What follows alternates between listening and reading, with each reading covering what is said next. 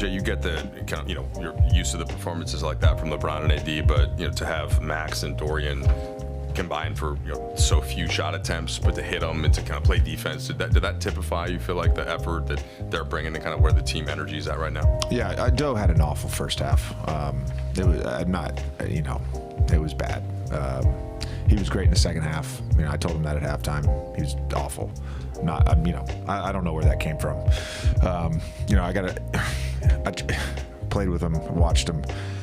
Our game plan discipline in the first half was so bad. So bad. I thought our guys, they played offensively with the right intent. Another night where we got close to 30 assists. Defensively, Trae Young, he bends you in ways. We played coverage tonight, and he's still 33 and 9. He's a fantastic offensive player. But I thought our defense overall in the second half was much better. Doe, Max, those guys. Again, you go against elite offensive players, and you're not gonna stop them. They're gonna figure out ways to score and assist their teammates. Bigger picture, if you don't like the game plan discipline, are you encouraged then that it's not an easy win, but a relatively comfortable one in terms of the scoreline? Yeah, I'm encouraged by our team in general. I think the message that I relayed to them at halftime is the reason why that stuff matters. The reason why executing a personnel-based scouting report that we've talked about is because I don't want to coach a good team. I don't want to be a part of a good team. I want to be a part of a great team, and I believe this team can be a great team. And so it is about the small details.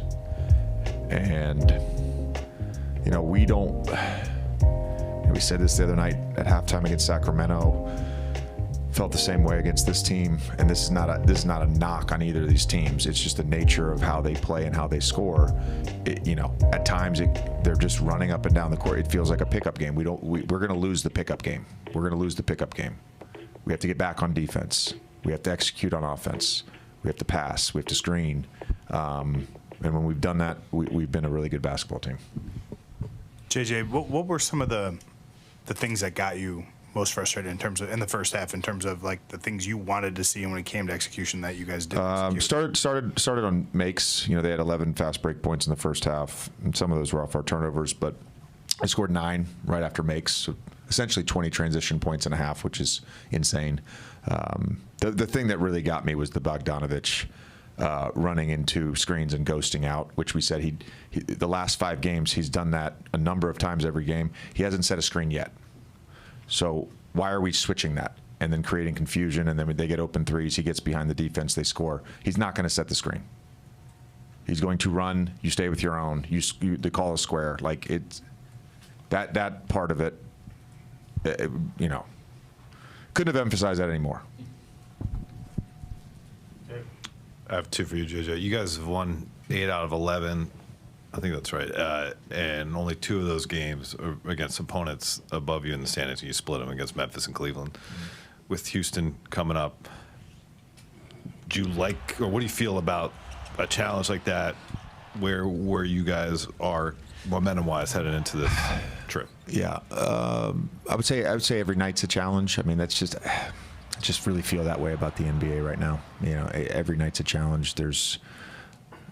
Every opponent has good players. Every opponent has long defenders. I think it's not just indicative of our team. It's indicative of the league. It's hard to win games. You saw what I think happened tonight in the West. Max Willett just told me, Houston loses, San Antonio beats Denver, Dallas loses. It's hard to win night to night. So relishing the challenge of this trip, because Houston's fantastic and Dallas is fantastic, even if Luka doesn't play. But it's no different than tonight. It's no different than last night. It's you got to do it the right way, and you got to build the habits, and you got to execute. And just as a basketball guy born in the 80s, what's it like to see LeBron pass Michael Jordan in all-time 30-point games on a fadeaway jump shot?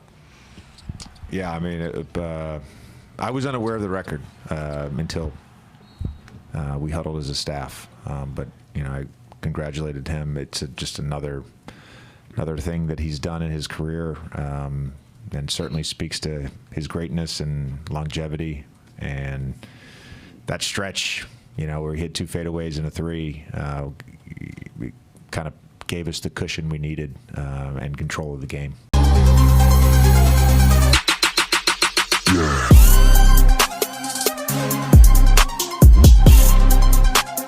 For all the latest news and debates on the Los Angeles Lakers, be sure to subscribe here to the Lakers Land platform. Also, don't forget to check out our playback room for our free VIP watch parties to all our Lakers games, and of course the live Lakerland podcast. That's playback.tv/LakersLand. Oh my God, I love your outfit. Where did you get that shirt? It's from Lakers Land. They have a merch site with a bunch of stuff. You should really check it out. They always got something going on, not just basketball, but fashion too. Like, look at this shirt. Yeah, I'm definitely gonna cop more from Lakers Land.